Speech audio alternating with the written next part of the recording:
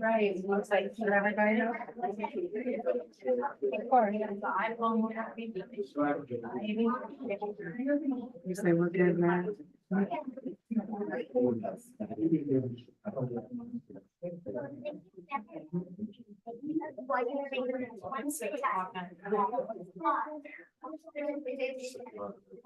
Matt?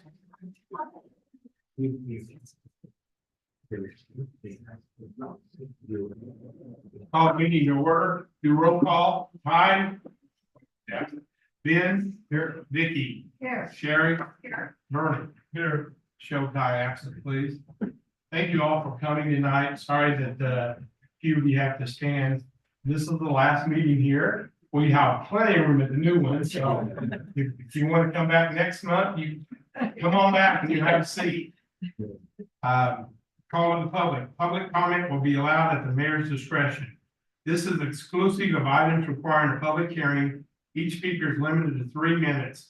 As a reminder to the public and city council members alike, the city council staff will not engage in a dialogue or debate with any speaker pertaining to any comments made. Members of the public wishing to speak must keep their comments germane or relevant to the specific item before the council. Please wait to be recognized by the mayor. Remember to state your name and address for the record. If you're online and would like to participate, please type your name in the chat and wait to be recognized before unmuting and speaking. Would everybody please stand before going further to the pledge of allegiance? I pledge allegiance to the flag of the United States of America, and to the republic for which it stands, one nation, under God, indivisible, with liberty and justice for all.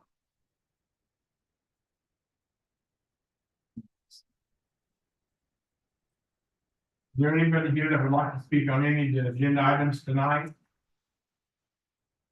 Not seeing any. Kathy, is there anybody online? No, sir. Okay. Be moving on, we have some proclamations tonight. First proclamation, we have the city of Basehor Kindness Day. The proclamation for Basehor Kindness Day, whereas our daily lives are filled with so much information regarding crime, violence, and disaster, often causing feelings of helplessness and low self-esteem. And whereas the many daily acts of kindness that occur in our Basehor community are largely inconspicuous and unobtrusive, kindness has been shown to increase empathy and compassion and self-esteem.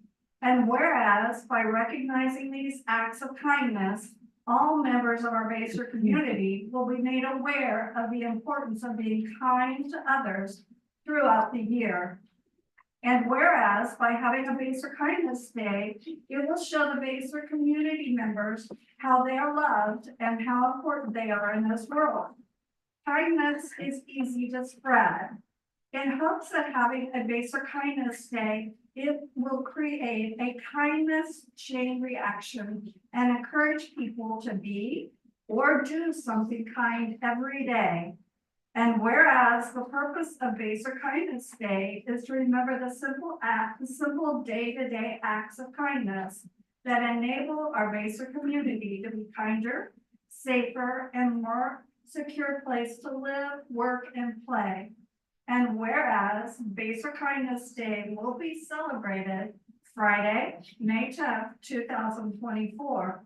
And whereas Mrs. Shoup's second grade class at Basehor Greyhawk Elementary School will celebrate this day with the Basehor community and fellow Basehor Linwood students.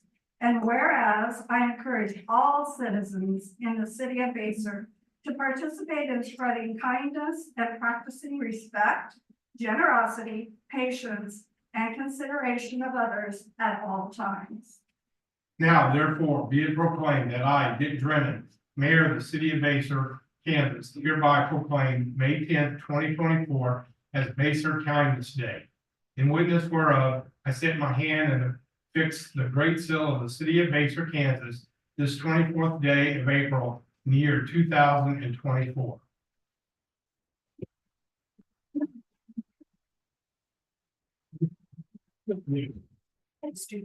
Mrs. Shoup and the students. I'm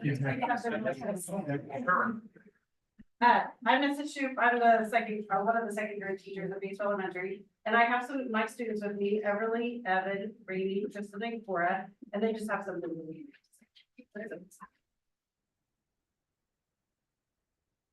Thank you for making the May 10th basic kindness. Showing kindness can be done by doing big things like buying dinner for someone.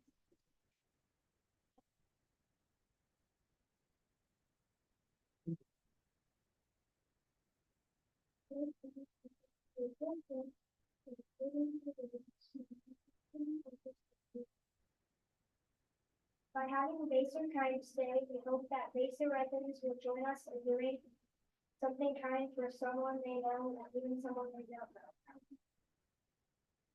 It has been said that kindness costs nothing but being kind. Thank you again for celebrating May 10th, 2024 as Basehor Kindness Day. And thank you, because this is such a great experience for them and an amazing, really rewarding experience. I appreciate the city allowing us to do this.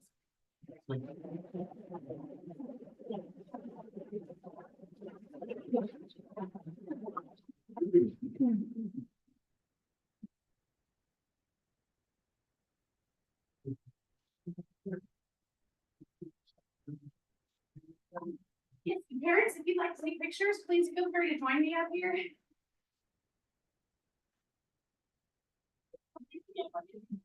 Yeah. Ready?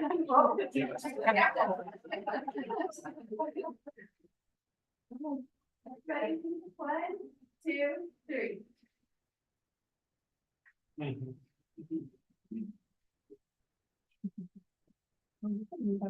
Yeah, get on in there. Okay. Oh, no, when you're ready. Okay. I would like to present you with this proclamation and congratulations. Great job. Now, I have to ask a question though. You can say, everything's good about kindness, but the question is, what do you do?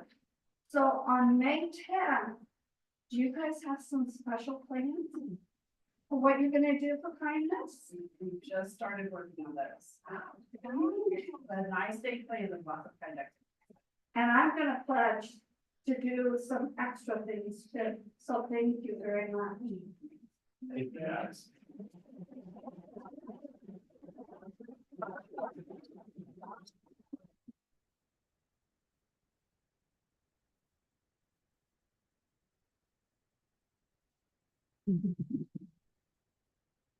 Next one is municipal clerk's week, already. City of Basehor, Kansas, proclamation, 55th anniversary of municipal clerk's week, May 5 through May 11, 2024.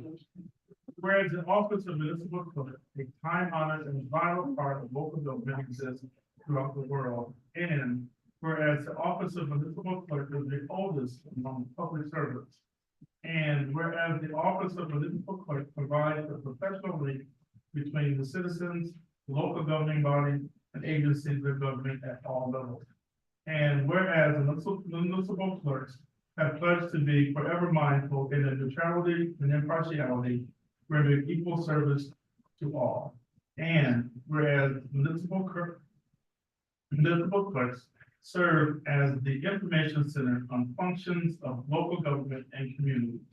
And whereas municipal clerks continue to strive to improve the administration of the affairs of the office of municipal clerk through participation in education programs, seminars, workshops, and annual meetings of their state, provincial, county, and international professional organizations.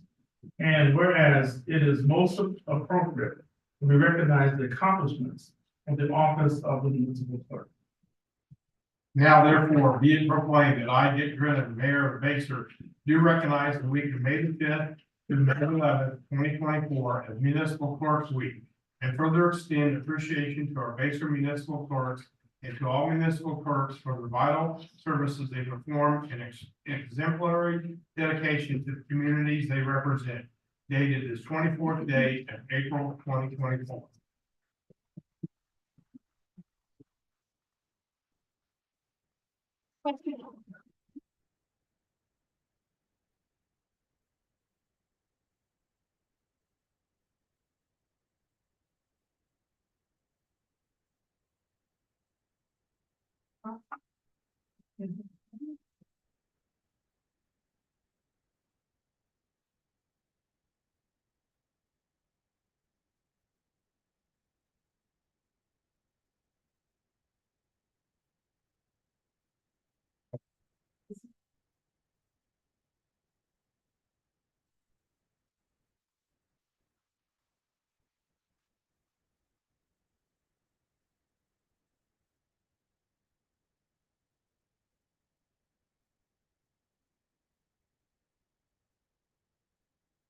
Next one is Economic Development Week.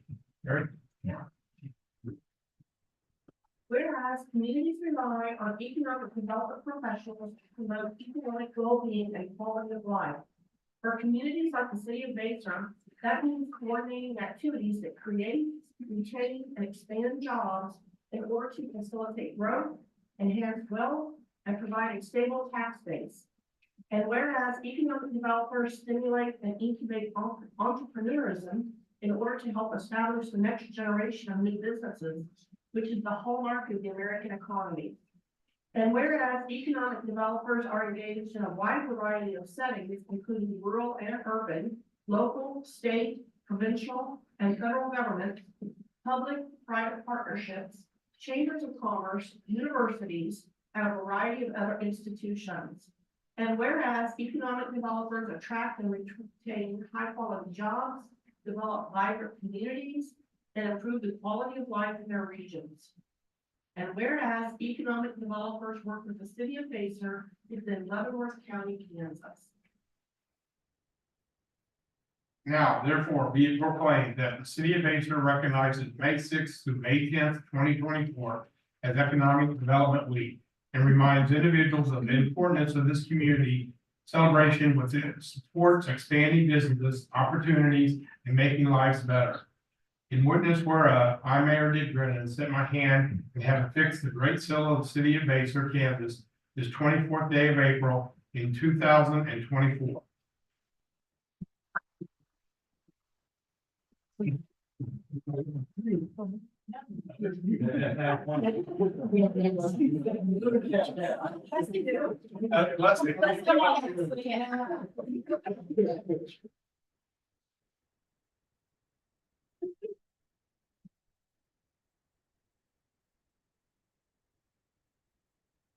All right.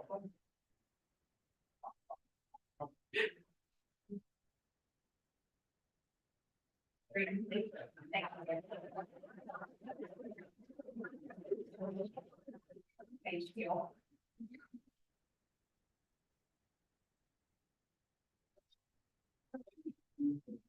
So We did not prepare for that.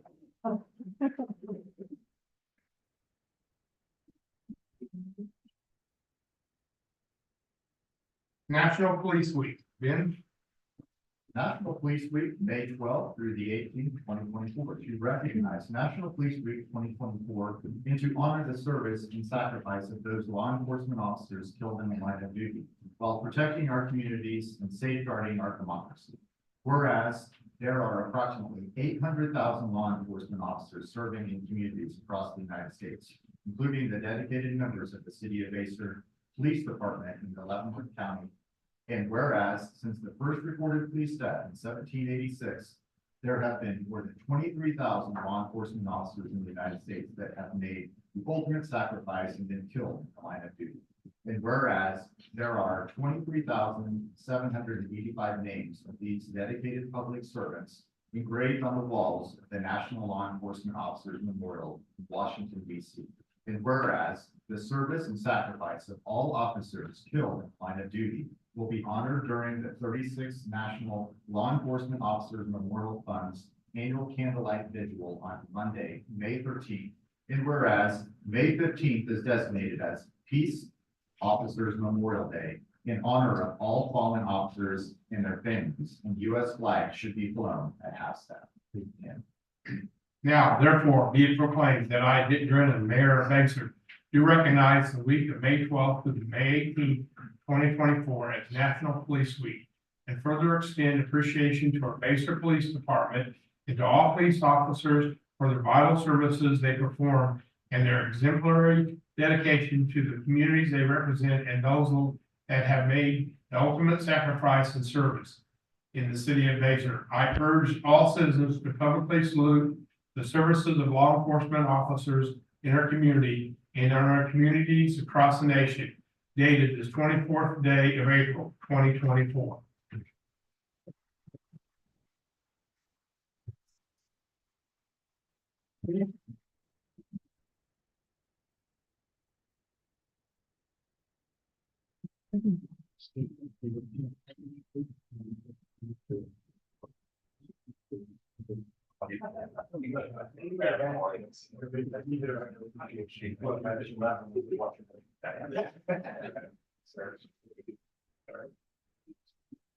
Another personal flag. Thank you, sir.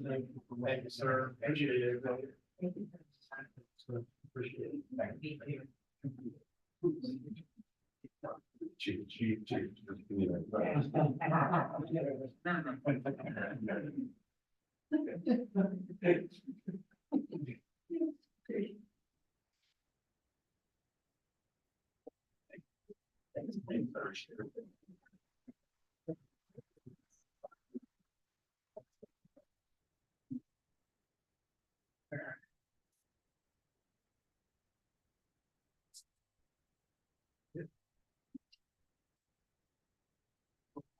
Okay, one more, Public Works Week. National Public Works Week proclamation, May 19th through the 25th, 2024, advancing quality of life for all. Whereas public works professionals focus on infrastructure, facilities, and services that are of vital importance to sustainable and resilient communities, and to the public health, high quality of life, and well-being of people of city of Basehor. And whereas these infrastructure, facilities, and services could not be provided without the dedicated efforts of public works professionals who are engineers, managers, and employees at all levels of government in the private sector, who are responsible for rebuilding, improving, and protecting our nation's transportation, water supply, water treatment, and solid waste systems, public buildings, and other structures and facilities essential for our citizens.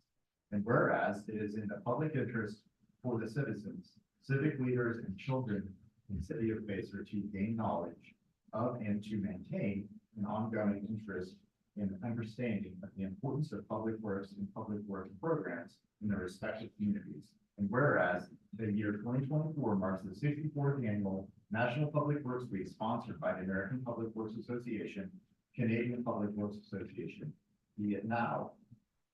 Now, therefore, be it proclaimed that I, Mayor Dick Drennan, do hereby designate the week of May 19th to the 25th, 2024 as National Public Works Week.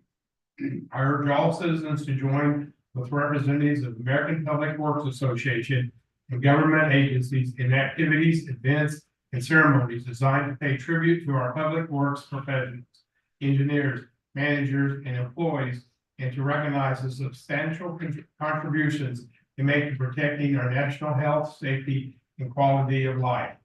In witness whereof, I set my hand and affix the great seal of the city of Basehor, Kansas, this 24th day of April in the year 2024.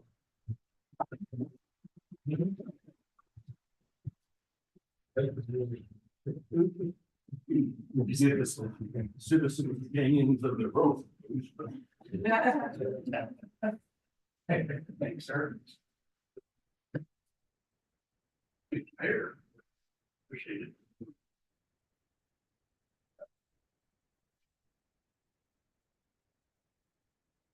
Thank you, gentlemen.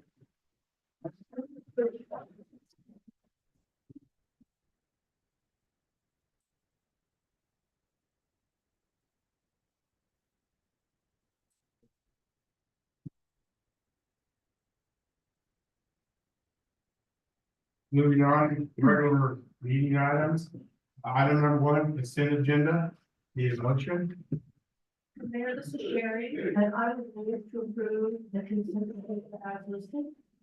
A motion to have a second. I'll second. A motion and a second. I'll take a vote. Vernon? Sherry? Aye. Vicky? Aye. Ben? Aye. Passes 4-0. Item number two, development agreement between the city of Basehor, Kansas, and Fairway Stores. In resolution 2024-03. Thanks, Mayor. Leslie Riverola, City Administrator, Mayor, if you will, indulge me for just a moment. I'd like to just take a second before we do have a representative, Mr. Cody Pritchard from Fairway Stores Incorporated, here with us this evening.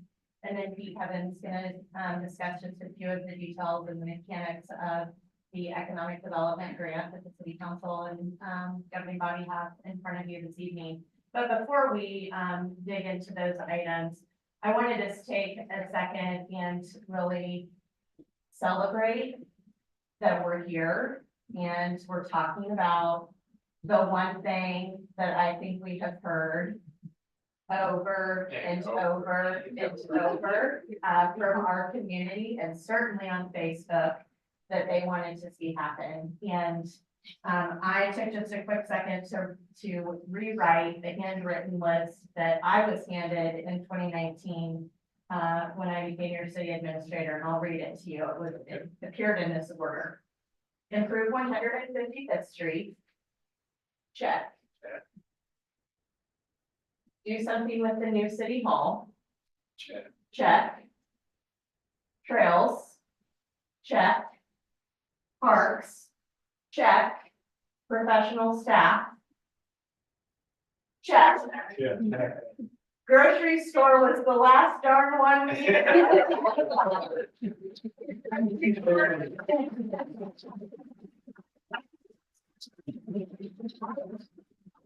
Congratulations. Thank you. And, you know, what a privilege it is to work for a governing body that has the vision and the creativity and the tenacity to not settle. This governing body knows that you've been approached by others and they probably, I mean, there have been times, but they weren't the right fit for you. And you stayed the course and you held tight to your dream. And I think that we've not just secured a grocery store. I think we've secured the grocery store. And I think that it is a partnership that truly everyone can celebrate and be proud of. And I really hope, I know sometimes your days are long and you don't always get an opportunity to really celebrate those wins and those successes, but I hope that each of you in your own way takes a few minutes to truly celebrate what I think you've accomplished, and that is literally bringing all of the things and the priorities that your citizens and business owners have said that they wanted to life. And it's truly in a very short time frame. So without further ado, we'll get to the business at hand, which is actually talking about the mechanics of bringing Fairway Meat and Grocery Store, the first full service one in the state of Kansas. And I know that Mr. Pritchard is excited to share some comments and feedback with you as well, but I'm going to go ahead and turn it over to Pete to talk about the development agreement and the resolution that you have in front of you. But I hope you all are incredibly proud today. Mayor and Council, Pete Evans, Special Counsel, delighted to have this item on the agenda for you tonight. We've circulated drafts of a development agreement. I'm happy to say that Mr. Richard and I have worked out details. And what this agreement does is provide an economic incentive to Fairway of $190 million in connection with this development. That grant, that we call it in the agreement, is payable solely from sales tax and real estate taxes generated from the site. And it's in the form of a rebate back to Fairway. So the city has no exposure financially, but this gives Fairway a nice economic inducement to locate and stay in our city. If for any reason the store goes dark, as they say, the grant discontinues. And one of the issues that I think we made clear in a memo to you all is we wanted to put some type of an outside sunset date on this agreement. And after some discussion with Mr. Richard, we are recommending 25 years. And there's no magic to that. It should take about 15 years to get the grant. And just to be safe, we wanted to get Fairway some extra time in case it takes a little bit longer. So we're recommending 25 years. Fairway is committed to begin construction next summer, a year from now, and complete within 1 year. So we should have a full line operational building store by July of 2026. That really is in substance what the agreement's all about. I'm happy to answer any questions. I know we've had discussions. I've answered individual questions, and if you have any tonight, I'm happy to answer. Any council people have any, questions? Pete? Vernon? No, I had one minor thing that Pete cleared it up for me, so I am exceptionally on board with this. Sure. I know we talked about work sessions and different things, so I feel really good about what we put together for us and for the store. Good. I agree. Don't have any questions. 1,000% behind them. You know, I don't know, but I just want to say, to reiterate what Leslie said, it's not just a meat market and grocery store, it's a partnership, because they've already reached out to us, said, what can they do to help with the city? So everybody in this town ought to be ecstatic, because they've got, I'm ecstatic, and I think all councilors, so. Thank you, Pete, for all your hard work.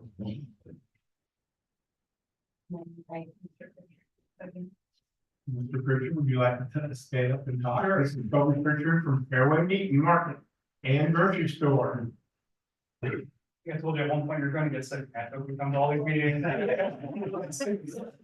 This is a big step. So, I've been a broker record in all the months we've worked on this, but this group, you guys have been phenomenal. I think the biggest challenge we had was, and I'm not used to, with Fairway, we're coming up on 140 locations for operating in 7 states. And our main thing we do is the full grocery store. And just in the last few years, we've entered the Kansas City Metro with our meat market specific location, which piggybacks off what we do best. So I've had to challenge a little bit to sell Fairway, which if you are in 7 states, brand, you know us. So to have this group go take a van down to West Des Moines to see a brand new store we just built that's going to replicate here in Basehor was unbelievably impressive. And what we asked for is a lot. Our investment in the Basehor is going to be a lot. So I just want to say 1,000 times thank you. One thing I did want to show, I think is up. This is a video. Actually, this is not public at all. This is something we're still working on and revising, but I think it does an awesome job of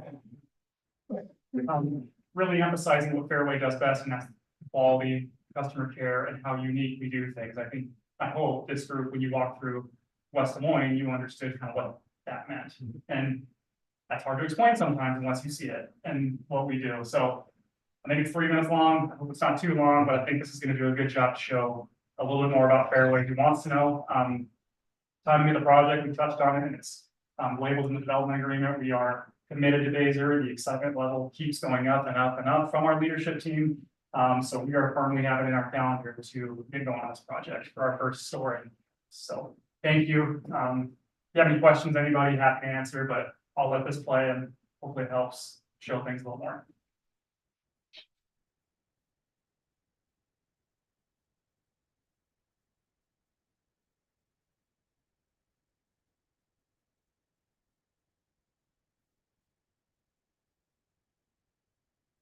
At Fairway, our generosity and gratitude towards customers have always been our differentiator.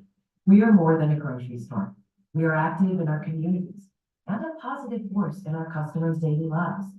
There are countless places customers can choose to shop, so we must show our utmost gratitude to those who choose Fairway. That's why we've developed the Fairway Service with Gratitude program. Gratitude is so important at Fairway because we're incredibly grateful for our customers. We're incredibly grateful for our employees. We understand that employees have options on where to work and customers have options on where to shop. So at Fairway, we are committed to giving them a quality shopping experience with quality groceries and quality people. There are two key components to the Service with Gratitude program: engage and impress. Engage means always being present and intentional with every customer interaction, regardless of scale. Start with a smile, create and maintain eye contact, greet everyone with a friendly tone, and ensure that any customer within a 5-foot radius of a Fairway employee receives the personalized service we're known for. Impress is about exceeding expectations and exuding our sincere gratitude by finding unique moments to impress our customers. We aim for every customer to experience 2 moments of Fairway magic on every visit. Gratitude is what makes the Fairway experience unique. And for over 80 years, our employees have understood the importance of that in attracting customers, retaining customers. And in order for us to continue to be successful for the next 80 years, it's imperative that our own employees understand the importance of that as well. Anybody can sell a can of beans, a box of cereal, both type of things. That's the same no matter where you go. What makes the Fairway experience unique is the people at the store, the people that help you find that box of cereal, that hand pick your steak, that pick out the produce just like they like to take home for themselves. That's what makes things special. Every Fairway moment has the opportunity to change someone's day. We look forward to sharing more details, in-depth language, and new gifts of gratitude to ensure each customer knows how much we appreciate them. One of the things that we talk about is just doing the right thing, whether it's treating your employees, your customers, or your vendors, just do the right thing. And that's what we're about. It's an exciting career with unlimited potential. It's fun, exciting, meeting new people, and taking care of people at the same time. I can't thank you enough for being part of the Fairway family. As you heard from some amazing employees, we all have much to be grateful for. It's my hope that our Service with Gratitude program not only reflects how we serve others, but sets a standard for how a business shows gratitude to its customers and community. After over 85 years, you continue to set the gold standard of what it's like to work and shop at Fairway.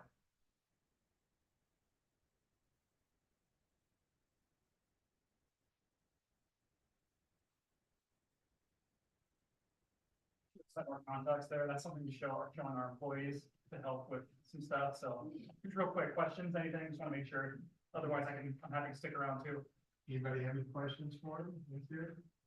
Thank you. Yeah, we're excited. Oh, Yeah. Those are awesome personal skills too, that people need to have. So setting the example is wonderful. Yep, agreed. one thing that you didn't mention, you hire a lot of high school students, which is gonna help this community out too. So Our management team typically relocates to the community they serve. We encourage them to be involved as much as they can with different things in the community. We'll be sponsoring school events. I have a feeling through our management system, a lot of people are gonna want this. thank you, Cody. Yeah, thank you.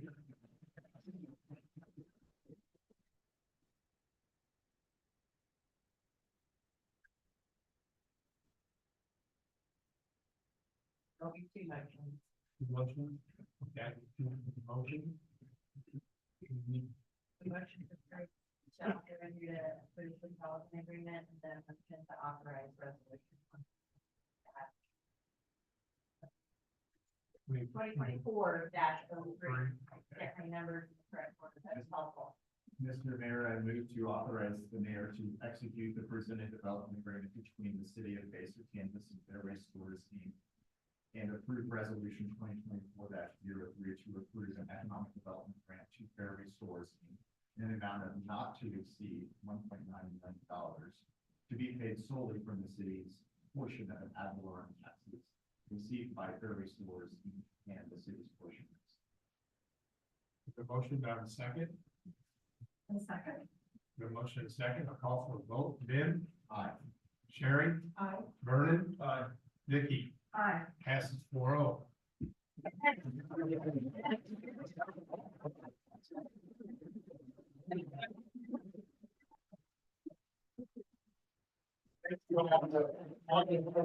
Yeah. Oh, absolutely. meeting before.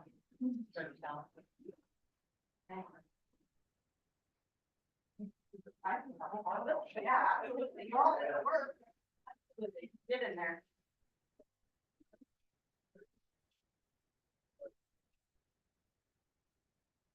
Hold on, make it that way. So we're gonna keep this.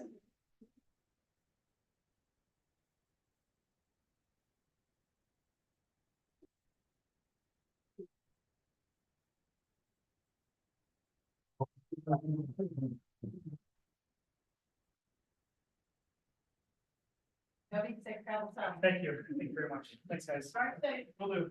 How about?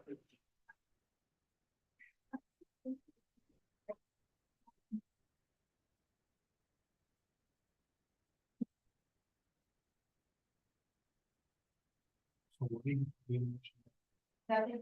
Well, we're gonna do it for work. Yep. Christian was that, man. Moving on to item number 3, Birmingham Free Development and Annexation Agreement. Good evening, Mr. Mayor and City Council. Crystal Both, Planning and Zoning Director. The item before you is a consideration of an annexation and free development agreement between the City of Basehor and Birmingham LD, which is also known as Roush Coleman Homes. In early 2024, representatives from Roush Coleman approached the city regarding this tract of land that is approximately 142 acres located near 158th and Kansas Avenue, located south of Glenwood Elementary School. It is obviously located within unincorporated Leavenworth County. However, the the representatives from Roush Coleman had approached the city regarding potential annexation in an attempt to extend our sanitary sewer to this property. This property is located within sanitary sewer district number 3, which is controlled by the county, to simplify things.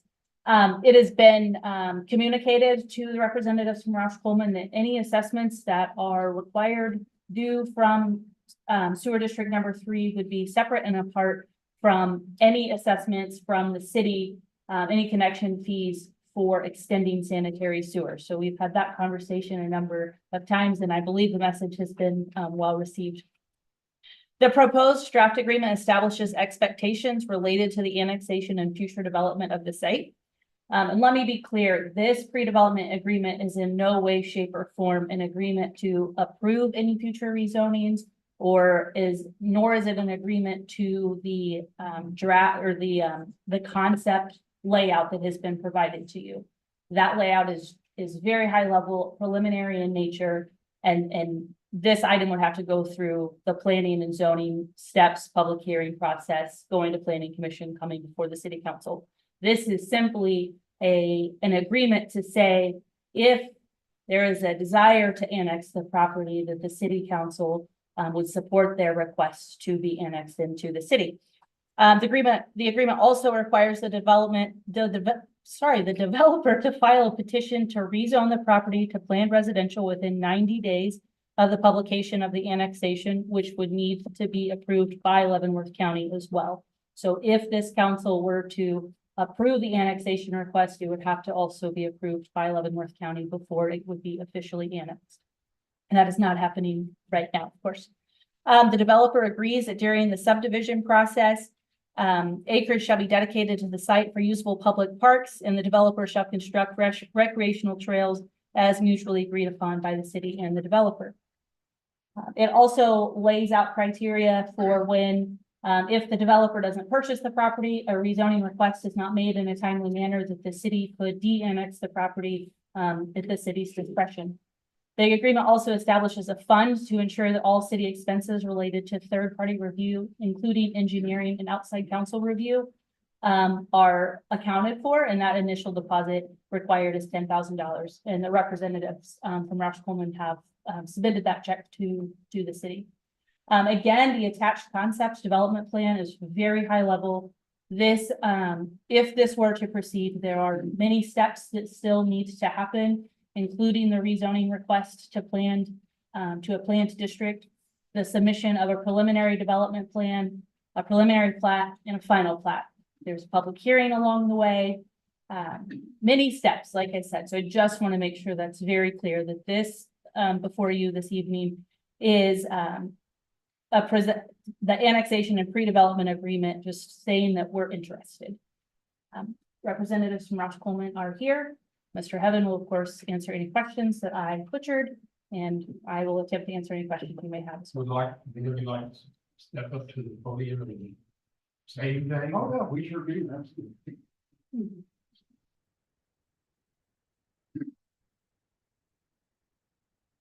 Brian O'Banion, 6811 Shawnee Mission Parkway, Overland Park, Kansas. We are actually a faith-based company that's based out of Fayetteville, Arkansas. We've been in the business since 1965. Mr. West overtook his grandfather several years ago. We've been in the Kansas City market for quite some time, about 07, 08, just not a big emphasis on that. But we have currently here just really put a big emphasis, as you all probably know, we're doing the development in Tonganoxie.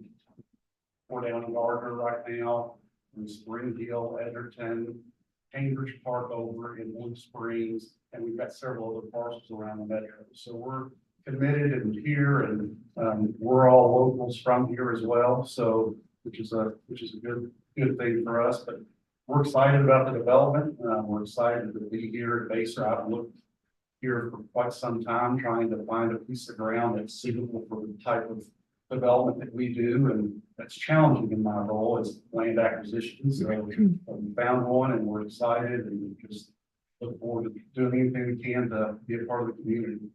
We also, when we come in, we don't do a one and done deal. We like the partnership and keep growing that community and help it throughout the struggles and throughout the growth period that you all have with comprehensive plan and future plan. So any questions, don't hesitate to give us a call or ask me anything. So Is it, Vicky, any questions? In regard to annexation, no. I don't know if it's appropriate to talk about the plan. I know that's coming later, but I know it'll be exciting. And I know you know about the parks and all trails and all of that, and we'll be anxious to see that plan. yep, and all of our developments, we go in and put playground systems, we do walking trails, just various things depending on what, the ground allows and what is there. And being next to a school, we do a lot of building next to schools. Schools are our key, because with our type of price point, it allows teachers, first responders and all that to be able to have the home ownership that kind of tough nowadays with the price points. So it's our passion and it's John Roush's admiration to make that happen for people throughout the country that we develop in. Well, and I'm happy for the owners of the property. Yes. That's exciting for them. Yeah, right. Thank you, Sharon. I just, I actually drove out to the Johnson today to kind of look at what you're working on there. And then I just went online and looked at your, Facebook and also your website. So, yeah, so I think something affordable, for folks who need to look. Yep. So thank you. Vernon, I have no questions. Thank you very much. Appreciate it. These guys. I'll call for a vote. The Birmingham redevelopment and annexation agreement. Need a motion?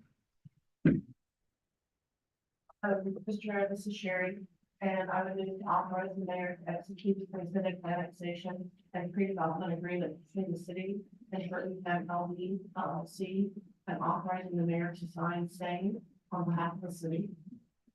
Have a motion, do I have a second? I'll second. Second. Call for the vote. Vernon? Aye. Sherry? Aye. Vicky? Aye. Ben? Aye. Passes 4-0. Congratulations, guys. Thank you very much.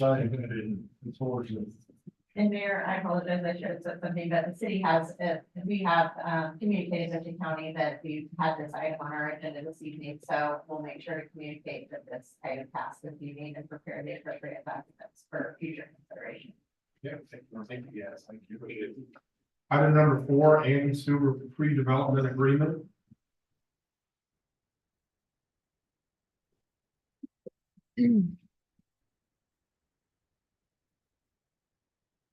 didn't talk about who was going to cover this item, so I will. Thank you, Mayor, Listener, Girl, City Administrator. The item that you have in front of you this evening is related to approximately 92 acres of property that is owned by Mr. Andrew Suber. For the public that may be viewing, this property is privately owned. It has never been owned by the city of Basehor or the Basehor Land Bank. However, as the public is hopefully well aware by now, the city of Basehor did acquire a significant amount of acreage in two different transactions in property that the city has often referred to as Basehor Town Center. This 92 acres is immediately adjacent to the city-owned property within Basehor Town Center. And throughout many conversations, the question related to how this property that is owned by Mr. Suber would be ultimately serviced by sanitary sewer has presented a pretty unique challenge. We know that the property can be serviced by the city's public sanitary sewer system, but only when Basehor Town Center is sewer. So sewers need to be installed in Basehor Town Center in order to be able to connect to Mr. Suber's 92 acres that he owns. Because of that unique challenge, the city actually included the 92 acres that is owned by Mr. Suber when the city formed your tax increment financing district or TIF district. Again, traditionally, we've not, this is the first TIF district that has existed within the city limits of the city of Basehor, and so this is all very new ground for all of us as we negotiate that process. What you have in front of you this evening is a pre-development agreement. And the purpose of a pre-development agreement is so that all parties are aware that we are working towards a development agreement on what will ultimately be reimbursable expenses from the tax increment finance or TIF that is generated from this property as it is developed. As we've talked in previous meetings, certain elements are eligible for TIF reimbursement. Those items are typically horizontal in nature, as Mr. Heaven has coached me. So typically not vertical construction, horizontal construction, site preparation, grading, utility work, sidewalks, roads, sanitary sewer, and other infrastructure that's necessary to support the development.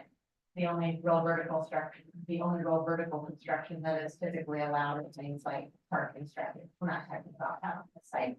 So the pre-development agreement is really an opportunity for us to get to the meat of the matter, which is as this property ultimately develops, what is going to be the apportioned share of the TIF increment? How does the city ultimately get reimbursed for our sanitary sewer costs and extending sewer and making sewer available to Mr. Suber's property, and then his ability to sewer his ground as well. And then there may be other potential eligible TIF items. This allows us the opportunity to negotiate those items. The development agreement would also, just like it did with Fairway Stores Incorporated, come back to this body for public consideration. And certainly any member of the public that has thoughts on that can come and speak at that time. You may recall that the city made a commitment to the school district about including them on discussions when we had planning or our initial planning meetings with potential developers that are located within this TIF district. We have honored that, and in fact, the school district did participate in our planning meeting with Mr. Suber, so they are well aware that this project is potentially on the horizon as well, and they do know that it is intended to be a single family project. Similar to the agreement that was just in front of you, in addition to being able to negotiate the development agreement, there's a significant amount of time our third-party professionals, both engineers and Mr. Heaven's expertise that go into preparing development agreements. They are very complex, and they are that way for a reason. We want to make sure all parties are protected and everyone goes in with a clear understanding of what we're doing. And so we want to make sure that those expenses are covered, and that requires this initial deposit. So I'm happy to answer any questions, and if I, similar to what Crystal said, if I butchered something, he's certainly welcome to jump in and correct me. But I think we're happy to answer questions this time. I think I did see that Mr. Suber maybe joined online, so I don't know if he has anything to say to that.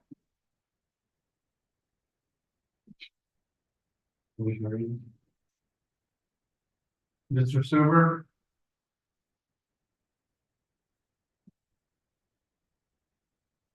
Mayor, he did alert us that his service where he is in the area may not be the best.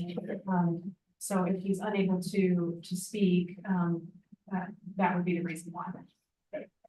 I think sorry to interrupt, but yeah, I'm here. I can answer any questions you have. Yeah, my service is terrible. Sorry.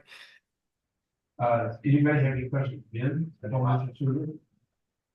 No, I mean, I know we discussed at the beginning of work sessions, the attorney's been very good to describe everything. Thank you again, Leslie, for going into detail about some of the information. I appreciate it. Vicky? I feel excellent when we have the expertise behind us with the information. And when I hear P. Haven going, I love this. It's like, okay, good. I'm glad somebody does and knows all the details. So I feel very good that we're in good hands with a lot of background behind us. I think you can entertain a motion if you're so inclined. Need a motion for any supervisory development agreement. I move to authorize the mayor to execute and present a redevelopment agreement between Andrew Suber and the city of Basehor for certain improvements within the Basehor Town Center tax increment finance. A motion, do I have a second? I'll second. And motion made a second, a call for the vote. Sherry? Aye. Vernon? Aye. Vicky? Aye. Ben? Aye. Passage for all. Moving on to item number 5, acceptance of temporary construction easements, right of way and permanent drainage easements for the Basehor Connector Project, 158th Street, parallel roadway improvements. Thank you, Mayor. Maddie Waldeck, Deputy City Administrator. Included in the packet for the council's consideration this evening are 7 easements for the project of improving 158th Street. Just as a reminder for the public, the intent behind this project is to essentially extend the improvements that we're making on 155th Street from 155th and parallel west to 159th Street on parallel, from 158th and parallel back south to Garden Parkway.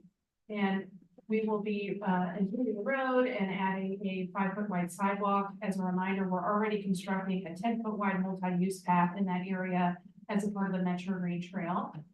We just got approval from KDOT to start negotiating easements, and just for the public's knowledge, when we start to request easements, we send multiple letters, we have an open house, we make certain resources available to homeowners, such as offering a surveyor to come out and stake the property if they're having a difficult time visualizing what the request is. And certainly I am available to meet with property owners and have been since we got the approval from KDOT. We are requesting 11 easements total as a result of this project. That's significantly less than 155th Street. And the reason for that is because of the strategic design of both projects. When we negotiated easements for the Metro Green Trail and 155th Street, we tried to acquire as many easements as we would need for future projects and minimize the impact to the community. So that's the reason for the significant decrease of requests that we've seen. So we have successfully acquired 7 of the 11. I remain hopeful for the remaining 4. It is by 3 different property owners. So it's not a 1-to-1. There's 3 different property owners, 4 different easements that are left. And I'd be happy to answer any questions that the council may have. Any questions from Maddie? Vernon? Sherry? 57 last time. Yeah. Yeah. Thank you so much for all of your hard work. Okay. I need a motion. Mr. Mayor, this is Sherry, and I move to accept the attached easements and right-of-way dedications and authorize Mayor Drennan to execute said documents on behalf of the city of Basehor. I have a motion to have a second. Second. With motion and second, I'll call for a vote. Vicky? Aye. Sherry? Aye. Vernon? Aye. Ben? Aye. Passes 4-0.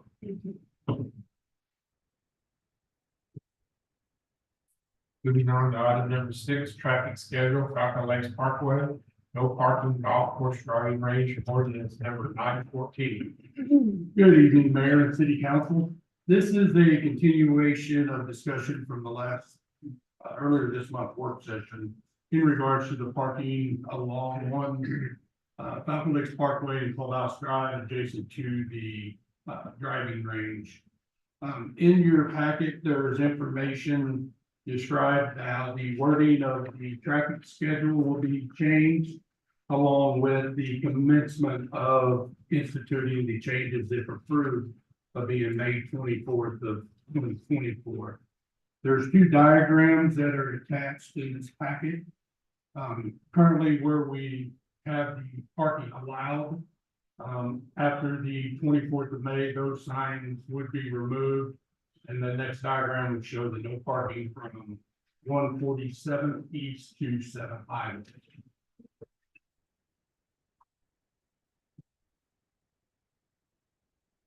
Stand for any additional questions.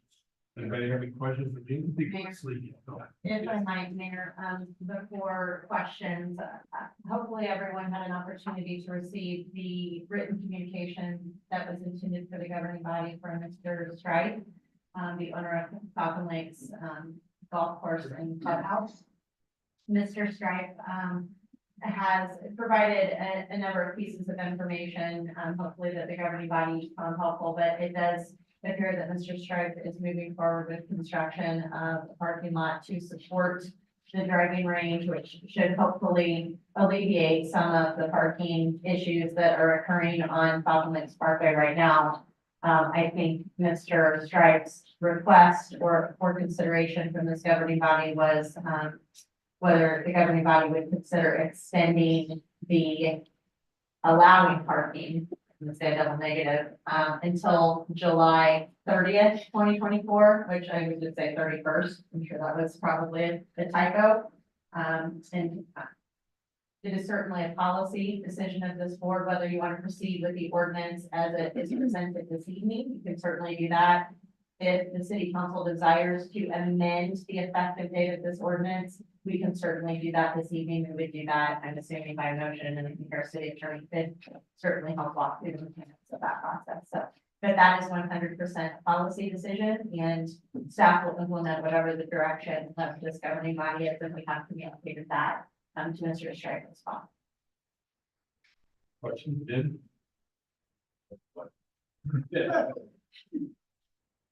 Funny enough, I'm part of our Falcon Lakes neighborhood Facebook group, which is so there. But within that, somebody stated on there, today, believe it or not, that when are we gonna do something about Falcon Lakes driving their cars parking on it? And my response that I wanted to go on there and say is simply, well, you know, we're talking about that tonight. Why don't you not leave, right? But at the end of the day, there is some major concern about that. And I am obviously 100% in agreement with getting no parking signs put up, right? Marty has had a couple years of time and notice to be able to put a parking lot in. We have given him time to sell the lots, to go down that path, to do that. Unfortunately, the lots that he has and that were approved are not selling. So there aren't funds there for it. But on the other end of the spectrum as well, he is making a concise effort to basically reach out to us and say, hey, just give me 2 more months, right? Because we were already going to get it until May 25th, right? So he's really asking for 2 additional months. So with that, I would support the additional time, but I guess my thought is May 25th rolled around and no construction started. What then? So that's maybe a question back to Gene or to you. If nothing is started by May 25th, are we able to readdress this and say, nope, now it's time for those no parking signs to go in? I was just kind of thinking out loud that input different. Yeah, I don't think we want to move it a few weeks down the road to see if construction actually starts. So you would act on the ordinance tonight, you would reconsider it entirely. Would be- Like to act on it. That's fun. So the other option is to change leave the date right now, and then you want to revisit it in May, you could do that, or you could have the date changed. So walk me through, let's say we give them 3 months, right? We give them till the end of July. July End of July. 31st. Till the end of July. So at that point, or if come to the end of May, we see no construction began at that point. What would be our next steps at that point, with the assumption that this actually reached? I don't want to put you on the spot. Oh, no, that's. So, from a policy perspective, you could direct staff, I mean, if at the May meeting, you don't see activity occurring, right? You can direct staff, I'm gonna turn around briefly and look at our calendar. So if by May 22nd, you don't see activity starting, when we have our council meeting, you could direct staff at the May 22nd council meeting to prepare another ordinance repealing what would now be ordinance number 913 to change the effective date to become June, pick a date, right, whatever that is. So, I mean, mechanically, I think that's how you would do it. So you pick, if the policy question in front of you this evening is you want to grant Mr. Stripe's request and extend ordinance, modify ordinance 913 that's in front of you to have a date to July 31st, 2024 for effectiveness. Then if you don't feel like progress is occurring in May, you would direct staff to come back at a different date with a revised ordinance. Not a revised ordinance, a new ordinance that would repeal the one you've done tonight. Sorry, I hope that makes sense. It's not having to walk through it more.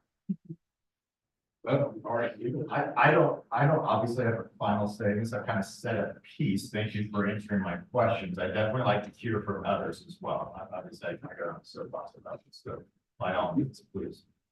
I was just saying, we already given you almost 2 years to get this done and nothing's happened yet, so. I mean, that's up to you guys, but we gotta do something because if we do it till the end of July, summer's over. I mean, you've got all summer, June, May, June, July, that you're gonna have people out there upset because it's hard to get through there. It absolutely is. I mean, yeah, I'm not gonna just simply say. And I say it's a safety issue, to be honest with you. It's, whatever you guys decide you want to do, but. Mayor, I don't always love trying to offer ideas like on the spot. But just kind of carrying some of the concern, in our city attorney's gonna have to, or perhaps planning director's gonna have to tell me if this is a no. You could potentially offer a temporary parking, have him stake out where the parking lot is going to be, so. Go ahead and proceed with your effective date of May 24th. And say until such, you have until July 31st to have a permanent parking lot constructed. And until that time, you can park people on your temporary service. On his grass. Mhm. I love that. Yeah. So we should proceed as normal, or excuse me, we proceed as what's stated here, that if this was to pass, that, I mean, why do we need to go to 30 days? Why do we need to go till May 20, whatever then why don't we just put the signs up, come tomorrow? And we allow, since there is gonna be no parking on the street, we allow that temporary parking to go into effect tomorrow onto this grass. Yeah, or I would probably do a couple of maybe a week or something, we need to get it published, and then I think some notice period, so he can go out and state it again. I'm like creating this idea on the fly, and I may have employees behind me going, you can't do that, so I've got to have somebody tell me I can't do that, but we can't do that, but. If the concern is, and it's a concern that's been expressed significantly, right, is we don't want the cars on the street. Yes. But we also understand that, you know, Mr. Stripe is working towards getting this, because he's trying to be a part of the solutions. Maybe we try to meet him halfway, so. Well, this is very, and I kind of looked at it, we know that road construction that happened there. Yeah. So, you know, to me, we know that can happen, and he's gonna go in and build his, you know, access into that, and then hopefully maybe he could start working people up on the ground. Yeah. You know, I don't have any issue extending to allow him and the city to get all this work done. Because, you know, we know there's, you know, the roads are gonna be tore up and there's gonna be construction equipment in there and, you know, to me, but this, I mean, I don't think it was 64 days. So, and I was just out there today, and yes, it was very crowded. And the parking lot was full, there was an activity, there was golfers, so, you know, and, you know, I'm out there frequently, so I understand too. So, but yeah, maybe we could try and figure something out to kind of help all of us. You know, the owner, the residents, the city, try and get all this done, get all this construction done, and, you know, but I think, you know, definitely want a firm date that it's gonna happen. And the signs go up on a certain date, just so that it's resolved. I don't know if anybody else has a comment. I think everything has been said, there's nothing more to say. I don't quite understand the grass situation, like if where they're parking on the grass is actually where they're going to put the parking lot. So that would mean you'd be saying you can park here, now you can't park here. And I could see that creating a bit of confusion. And my other question, because I don't know, where is the parking lot going to be? Is it going to access onto Falcon Lake Drive?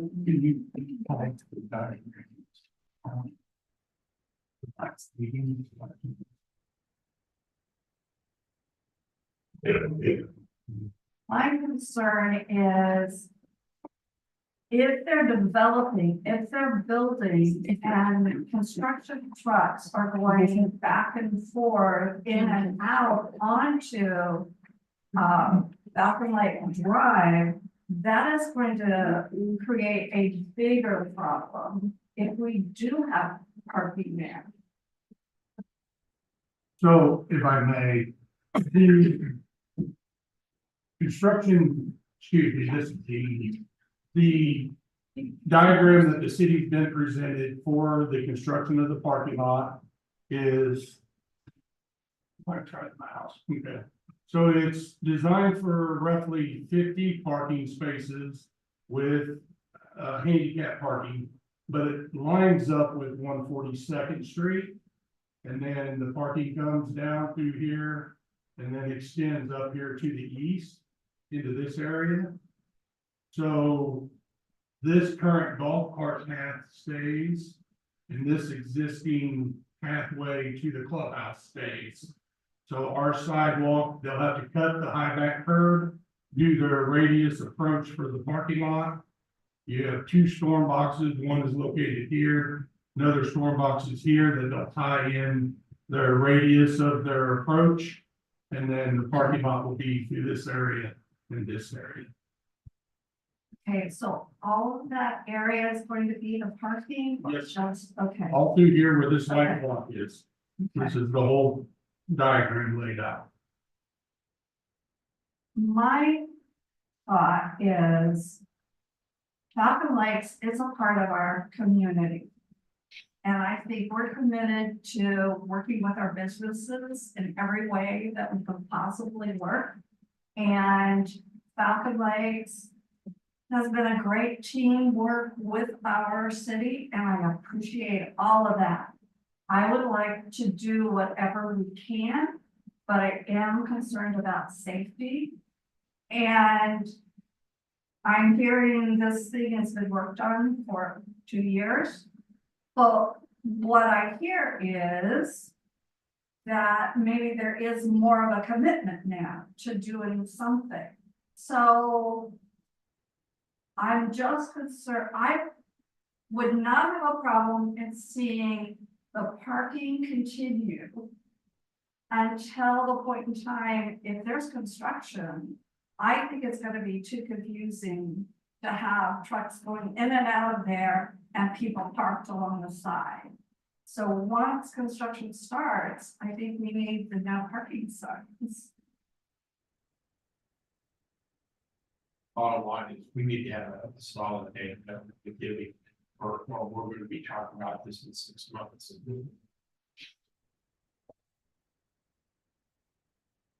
So did he give us, did he say 60 days?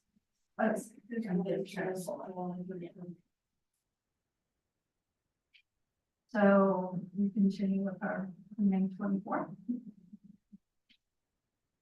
For the reason of construction. I mean, in my opinion. You know, when the city's planning to start construction on the road.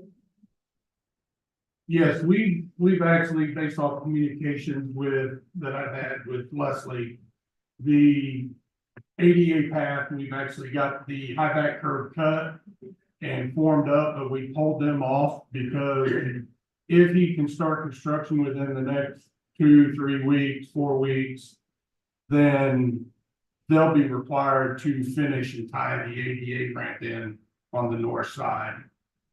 So it would have created some issues for them doing their approach if we would have continued it. So I got a hold of the contractor as soon as I was notified and pulled them off of that. And on the current mill and overlay project, if you look right there where the right red arrow points down to that island median in the middle, that's just to the west of that a little bit is where the limits of our mill and overlay with sub-base repair is. So we stopped shy of 142nd Street, so that will not interfere with any of his construction for his parking lot.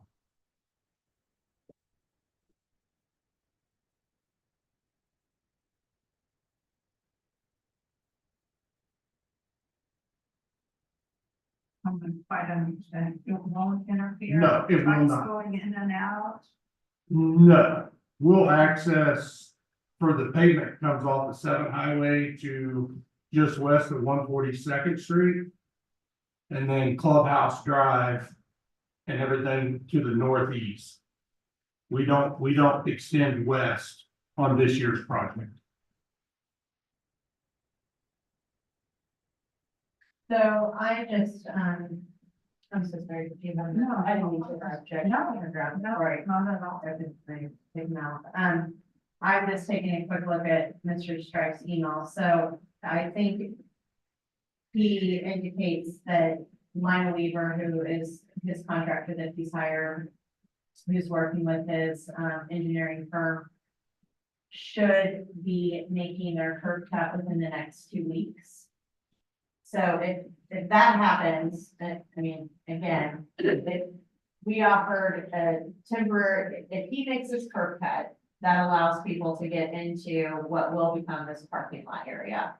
I think if you maintained the date that you have on this ordinance, that gives him plenty of time to get the curb cut in. And then I think staff would have to work with him on some temporary, surfacing solutions so that he's not violating our own municipal code as it relates to parking on grass. And so we can certainly do that, we work closely with Mr. Stripe on other things. I wouldn't have any concerns communicating with him on that. And I would anticipate if they're constructing a parking lot, they're probably gonna have some sub-base material there as well. So I wouldn't think that it would be I would hope that some sort of temporary service wouldn't cost any more money to him than he's probably paying to have the parking lot installed. And that, I think, accomplishes a lot of the shared goals that we've heard, which is we want to alleviate the concerns related to safety with the cars parked on the street. It is becoming the busy season, whether that is for golfers or pool goers or just walkers. It's that season. So we get these cars off of the roadway. It gives him an ability without having to jump the curb and damage curbs to have cars parking in what is going to be a parking lot. And Yeah, and he knows at that point, he can't park on the street anymore, so. He's committed by the end of July, this thing's gonna be constructed, and then hopefully we don't have to concern ourselves with this particular item anymore. So you're saying, leave it as is. I think we leave it as is, and we work with Mr. Stripe on a temporary parking solution. Where his parking lot is going to be off the road. And that would deal with kind of which schools out too. Thanks for everybody trying to. Yeah, sorry to do that on the No, fly. no, it's, I mean, no, that was good. You know, we're trying to make it work, I think, for everybody, you know, absolutely, so, okay. Thank you. So I need a motion. Entertain motion if anyone wants to make one. Yeah.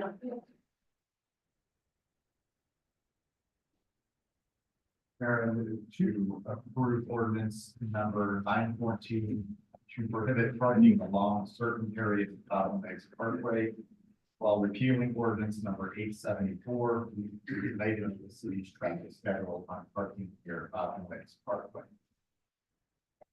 Have a motion, have a second. I second. Motion is second, I'll call for a vote. Sherry? Aye. Vicky? Aye. Ed? Aye. Ernie? Aye. Passes 4-0. Let's take a 5-minute break, please. We'll resume at 7:20.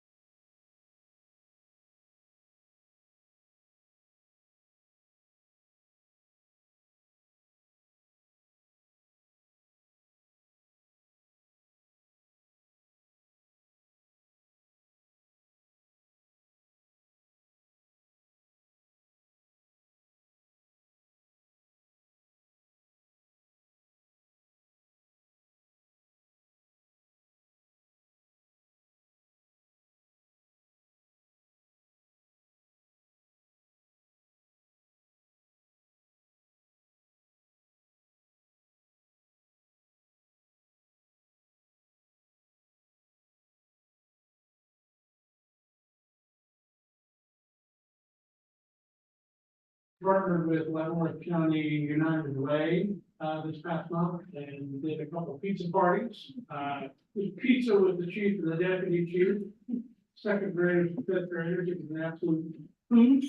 I'm told that, our item, like with us, was one of the highest bidded items, so I felt really good about that. And probably the other significant thing you're gonna see, you see us out quite a bit, but we are vigorously educating the motoring public about the proper way to go and not go in neighborhoods, and so you will see us in your neighborhoods. Please wave and say hello. Yeah. Thank you very much. Maddie? Thank you, Mayor. Just a few quick reminders for the public. We understand 155th Street construction is frustrating at times, and we've certainly heard some feedback. And in response to that, the city is partnering with the local businesses in the corridor to provide some signage so that folks that are traveling through this area understand that the small businesses are still very much open for business. And we really appreciate the partnership that we have with the businesses in our community. I want to say thank you to Stephanie and Kathy for all their work on that item. Next, it's hard to believe this is our last meeting in the city hall. So just as a reminder to the public, City Hall will be closed on Monday, April 29th through Wednesday, May 1st. We will reopen to the public at our new facility on Thursday, May 2nd. As you walk through City Hall, you'll see some bright yellow crates because we are actively packing. We are in the thick of our audit, and we will kick off our budget season at our governing body retreat on Friday, May the 10th. Just a shameless plug about our social media. We are 30 followers away from 4,000 followers on Facebook. So if anybody's listening out there, please give us a like and a follow. We would certainly appreciate it. And then finally, I would just say this is the first staff update that we've had since the passing of Ashley Webb, our animal control and code enforcement officer. And I would just like to say a very sincere thank you to our mayor, city council president, all of our council members, and to our city administrator for their absolute support to us during this very difficult time. Thank you. Maddie, quick update on the bill drop off, and we came up with one yet? Yes, we do have a location. The city administrator actually just executed that change order today. So it's essentially the same setup that we have now. It will be a pull-in spot. The passenger side vehicle will be able to put their payment in the drop box and securely leave their payment as opposed to having to get out of the vehicle. There wasn't really a great place for circular traffic. We would have to be, encouraging people to infringe on the opposite side of the roadway and those sorts of things. So we've settled on a spot that will, make sure to communicate that to the public. Okay, you know when we're gonna get it in? I don't think that we received a timeline from Crossland. I would anticipate probably for the next 2 weeks. But we will continue to make sure that this one is open and monitored daily, as we would, just as to assist with the transition for the community. Thank you very much. Appreciate it. Good evening, Mayor and Council. Lift station project update. We're about 80% done with the force main piping, tying it into the structures. And they have it all the way. They've crossed our access road and they're right outside the Headworks building. They're waiting on some stainless steel fittings to come in to make that connection. The MCC building, which is your main control center, is constructed. It's supposed to be on its way here the first week of May. So once it gets set, they'll be down to installing the 8-foot diverter structure. And then it'll just be the hurry up and wait game for additional components and the electrical contractor to get in and start putting those items together. But everything's moving along good.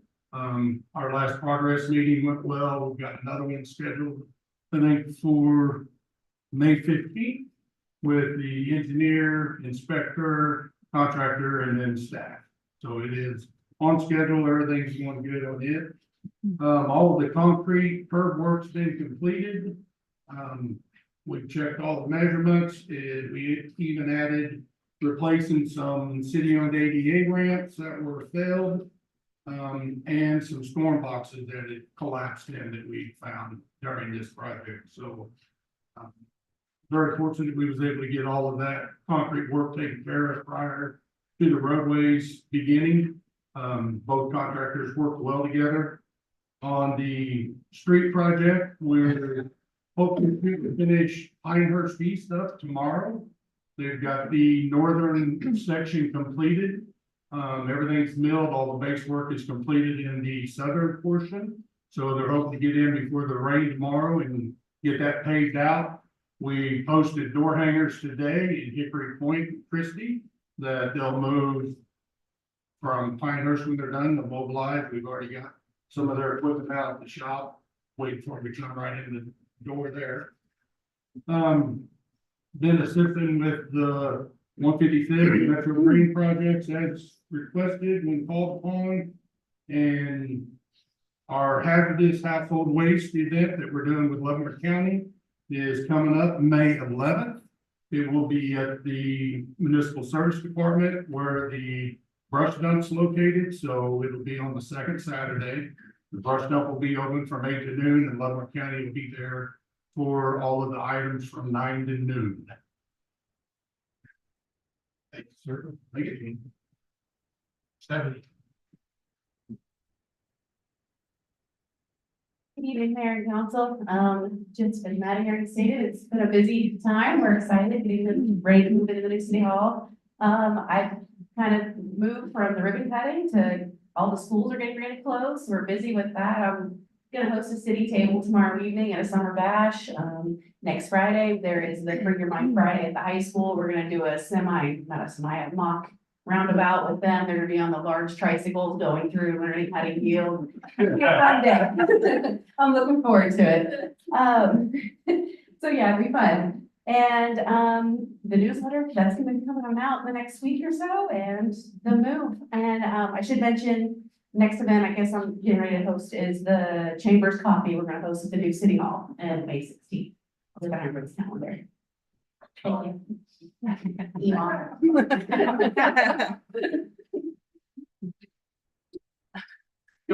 I'm sorry, Chris. I don't have anything to follow. I feel like a broken record. It's obviously grant season. We, as you all know from the biweekly update, we have submitted a couple of concept or phase one. We're now working towards the phase two for both the Kansas Transportation Alternatives and also to an American Regional Council for the Coral Berry Trail.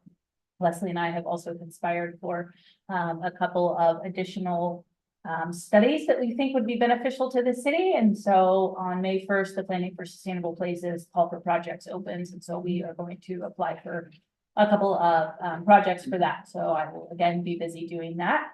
As Maddie said, we are getting ready to move, and while City Hall will be closed and almost all functions will be closed, building inspections will not. We obviously do not want to hold up builders on, getting houses built in the city.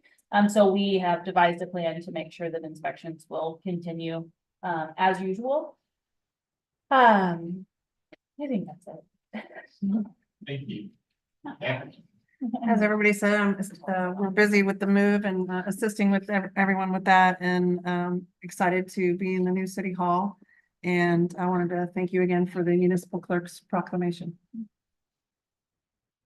Thank you for the organization on all the ordinances or the proclamation. Yeah, it was a great job. I just echo the excitement of everyone else about the next week, and otherwise just helping right now. Remember when we hired, we said, well, you're gonna have a window one day. That's Lovely. Thank you, Mayor. I will try to keep this brief, but I have a few things to touch base on today. I want to extend a huge thank you to the police department, specifically Chief Self. Tomorrow I'm participating in a promotional process. They are going through for selection of some command staff, and I think that really is, again, a testament to the willingness to work together and to include somebody from the management team in such an important decision. And so I really appreciate that, and thank you. Thank you. I am really excited to share that the city has reached and executed funding agreement between the city of Basehor and Mike Riley as we contemplate the addition of the Coralberry Trail. As you know, funding and commitment to funding is a significant portion of our applications when we submit for these grant projects. And so a huge thanks to Maria and Pete and obviously Mr. Riley for his willingness to consider such an arrangement. But again, I think that really demonstrates the sort of climate and environment that this governing body has created, that developers are willing to enter into funding agreements where they promise and commit to provide easements to survey property and create legal descriptions and ultimately commit to paying for a portion of this trail, whether we receive grant funding or not. And so I really just, I can't say how significant that is. And sometimes we don't always talk about that work, but it's a big step. And I mean, a continuation of that trail from the civic campus and through Greyhawk at Grey Gardens all the way over to Hidden Ridge, I mean, truly connects a huge portion of our community. Now we just got to figure out how to get on the south side of Camp 440. So the other thing I wanted to mention is I am just really blown away by the assistance that we've received from the Kansas Department of Transportation. I don't recall a construction project that has been as challenging as the ones that we're experiencing right now on 155th Street and Metro Green Trail in my tenure in public service, but they've really been a great resource to us and I think a real advocate on behalf of the city. And so I really appreciate everything that they're doing on our behalf. And then finally, I just wanted, well, I guess I have two things. I was taken aback by, in a good way, by Fairway's video on their grocery store. I really think that that just reinforces that we've really picked a great partner. I mean, their commitment, some of the values that they have, commitment to family, commitment to community, those are the same things that I hear this governing body saying are important to you. And so what a great fit. I'm just so proud of you. I hope you're proud as well. And I will close by saying, as much as I'm excited to move to the new facility, it's going to be a transition for us for sure. And I mean, every time I walk into that new building, the natural light, the openness, I mean, the design features, it's beauty. And then to look out in your council chambers and no longer see these little tiny windows with flowers, but to see a campus coming to life right before your eyes. Wow. If you haven't had a chance to go up there of late, please do. The cement is, and so you can really see all of the forms taking shape, and it is truly just incredible. So do it before the bad weather comes. Let me my dog, I'm ready to get hurt, but it's really cool. So on behalf of all of us here, we cannot thank you enough for your willingness to move us to a facility that is truly modern and I think will allow us to continue to serve you and the public in the most tremendous of ways. Well deserved, you, all your staff. Happy we could do it. Moving on to council members report, Vernon. I voted on budget. I did, attend the MAC meeting and spoke about our brand new city hall, invited the elected officials that were there, 37 that were there, coming out and see what we're doing in Bay. Sure. Okay, now I have a few things. April, I went to the ribbon cutting ceremony at Credo Memory Fair. Absolutely beautiful facility. If you haven't had a chance to go there, please do. On April 8th, I was fortunate enough to watch Fairmont Fire burn one of the houses across the street. We had a really good crowd that day. It was really interesting, and I think really we're going to do some training. I wish I could have been in town to watch the second one, but unfortunately I was out of town that day. So I hope that one will for you, Captain. On April 16th, of course, we had our City Hall grand opening. It was a crazy windy day, and we had a huge crowd, and so it was really exciting. Let's see. Oh, and then April 17th, we had 3 ribbon cuttings in town. And that was over at the First State Bank Investment Center. And again, another absolutely stunning, beautiful facility. I went in all three of the different offices and locations. It was awesome. Today I was out at Falcon Lakes, and the Lieutenant Governor for Kansas, David Tolan, was the speaker. And it was about economic development. It was really interesting. It was about 2 hours, a lot of different presenters. And then to close off, I'd just like to say Happy Administrative Professionals Day. So I know a lot of administrative staff are probably at home, but, I just wish them well anyway. Thank you. I don't have to do a whole lot. I did go to a couple of those ribbon cuttings and it was very nice seeing City Hall. Since I unfortunately missed our little walkthrough, so it was nice to be able to see it for the first time with everybody else, which was really neat. Thank you for all your hard work. I know the last couple of weeks have been kind of tough for all of you guys. That's up here as well. And some of those of you in the crowd as well. I mean, it's been tough all around. But with that being stated, funny enough, I watch on TikTok, which I probably shouldn't openly say, but at the end of the day, I did. And something came to mind as Vicky read a proclamation that I saw a quote that said, "You can be anything in this world.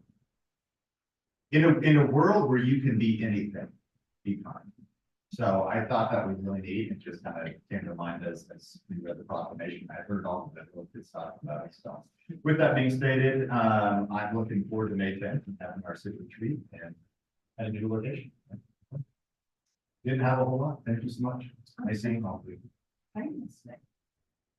Yeah. Gotta talk about this.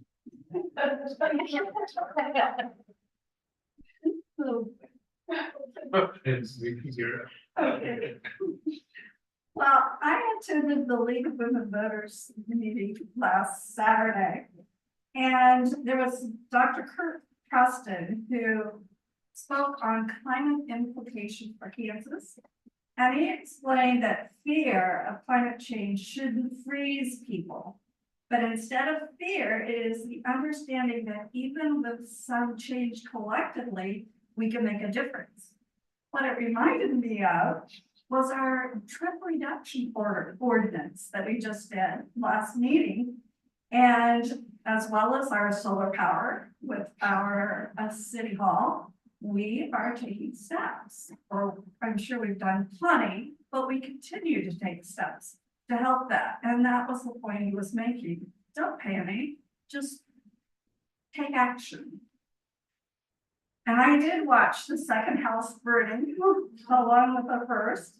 And it's a reminder of how fires can all be so different. That one was more of a slow burn, right?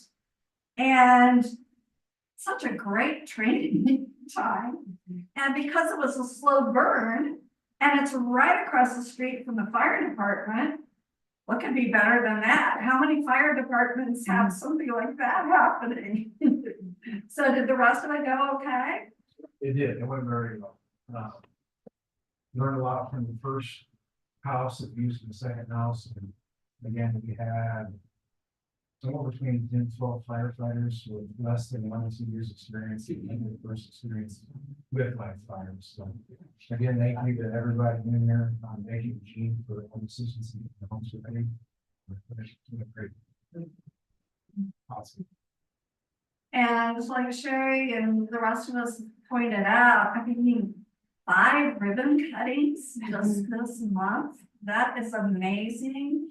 And just another statement about the growth in Basehor. And I think it's important that to state at this point in time too, as a council, I think we are all cognizant of monitoring the growth, and we are working carefully to make sure it's overall in the interest of Basehor and its varied needs. I think the public needs to understand that.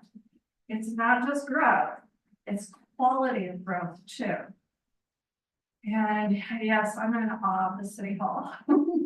So well deserved. So glad to see it happen. And kudos to Mayor Drennan, the rest of the council, and to all the staff for everything you're doing there.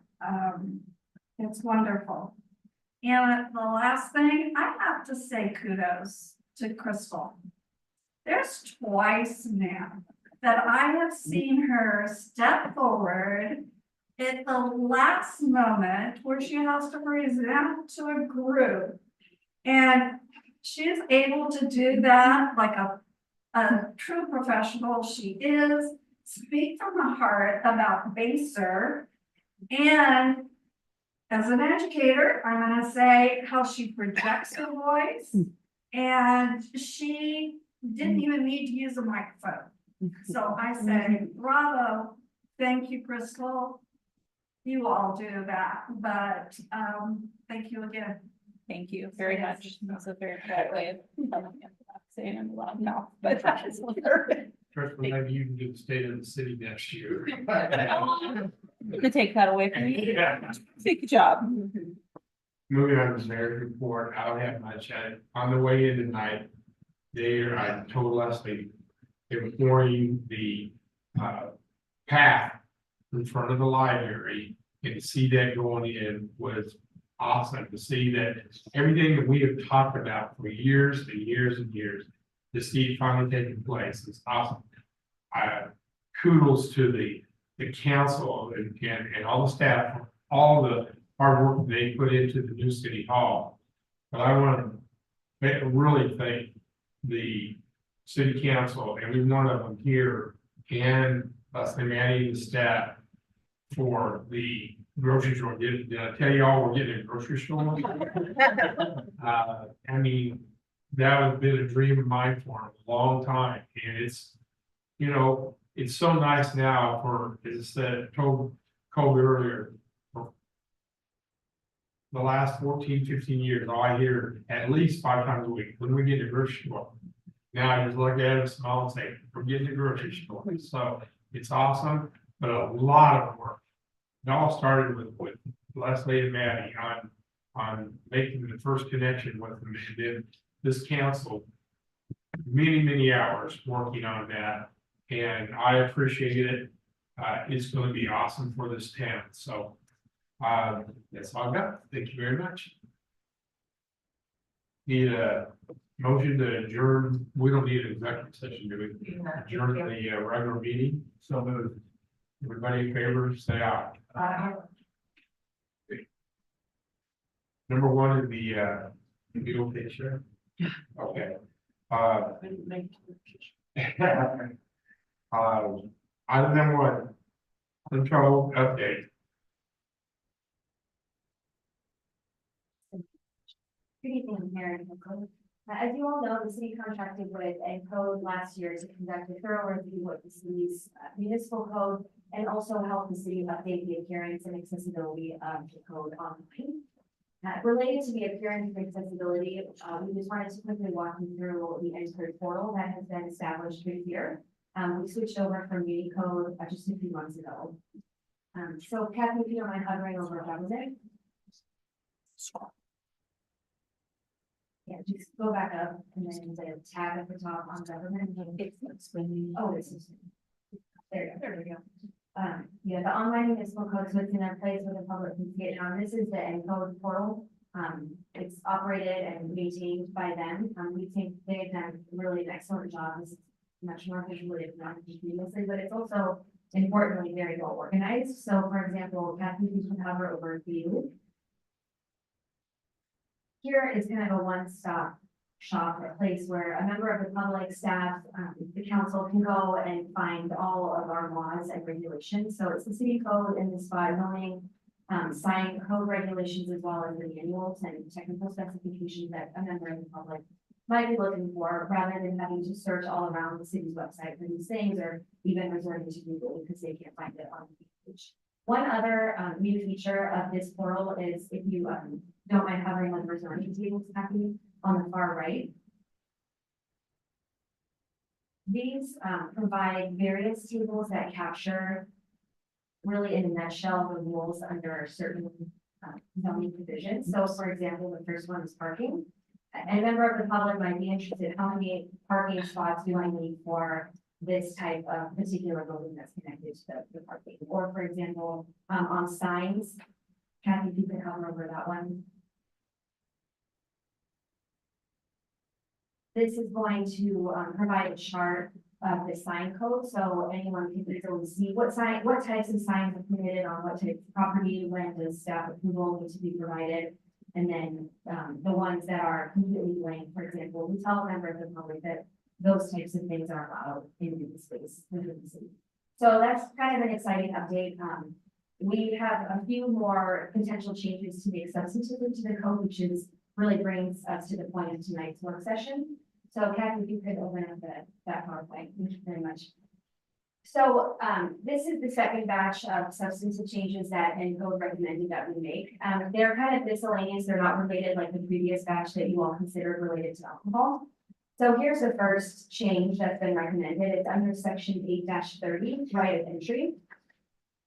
So right now, the current language, which I provided in the middle column here, allows a building inspector to enter into any building, structure, or premises at any reasonable hour to perform his duties as set out in this chapter. It is very broad. It doesn't distinguish between whether the occupant is home or not, which really can present some potential constitutional issues. And so the recommended change is to hone in on those distinctions.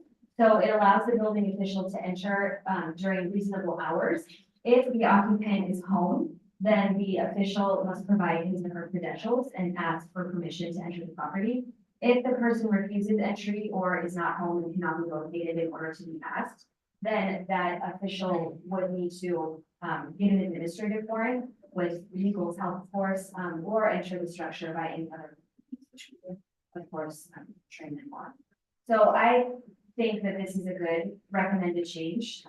Again, the recommended change is drafted by code for us to consider. We can change it however we want, but I present this to you exactly how it was given to me, and I would recommend that change.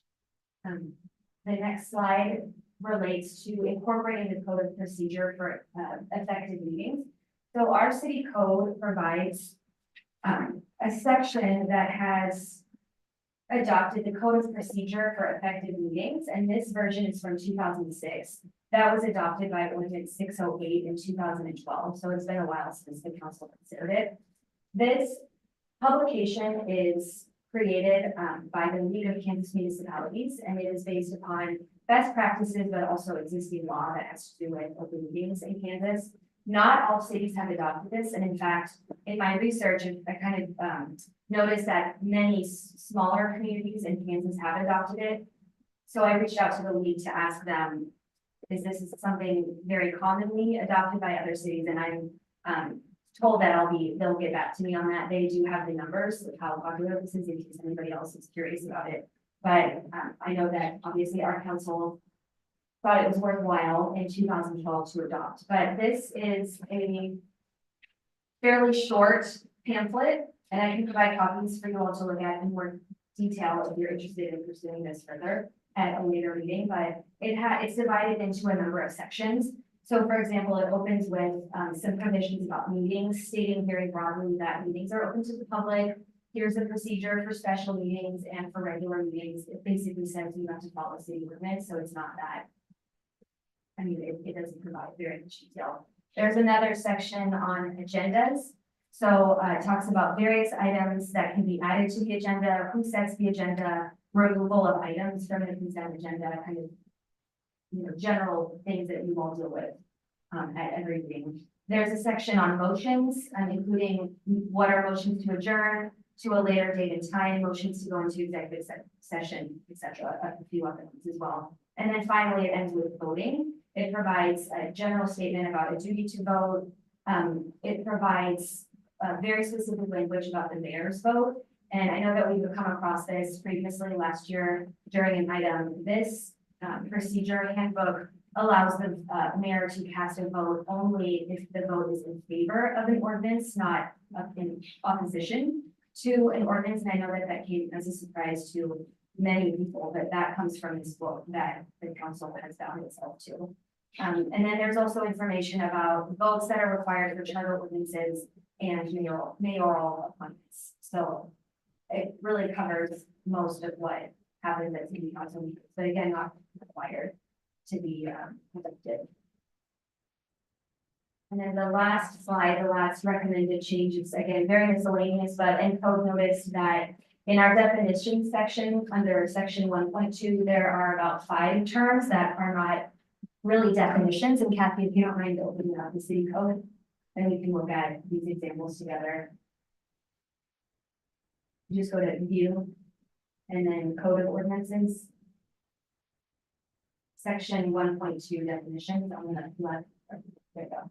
Okay, so for example, you can see that most of these definitions will say, like city, for example, the term city means, the term code means, the terms council and city council mean. These are written as if they are definitions, but then you get to the word tenses or number, if you don't mind scrolling down.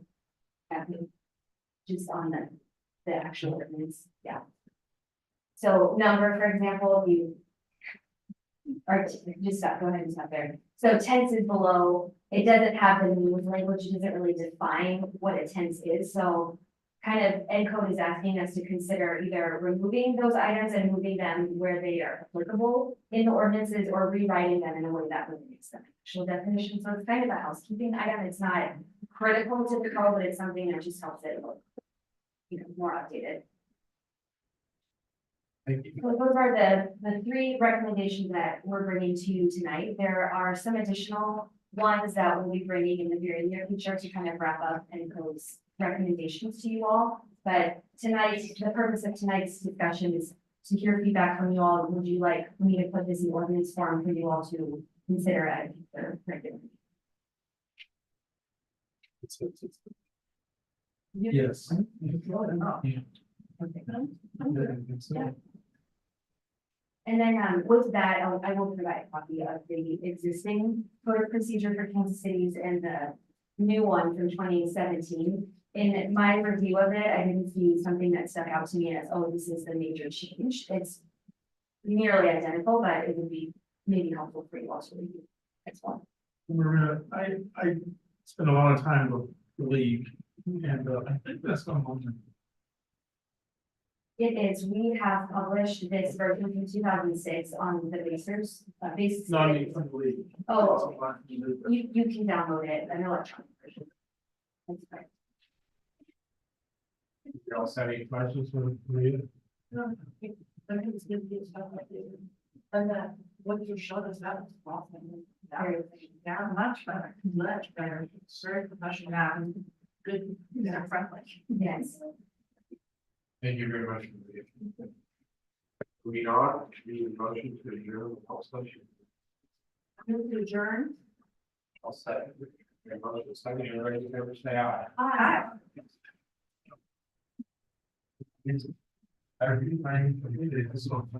Oh. It's all good. Don't see him.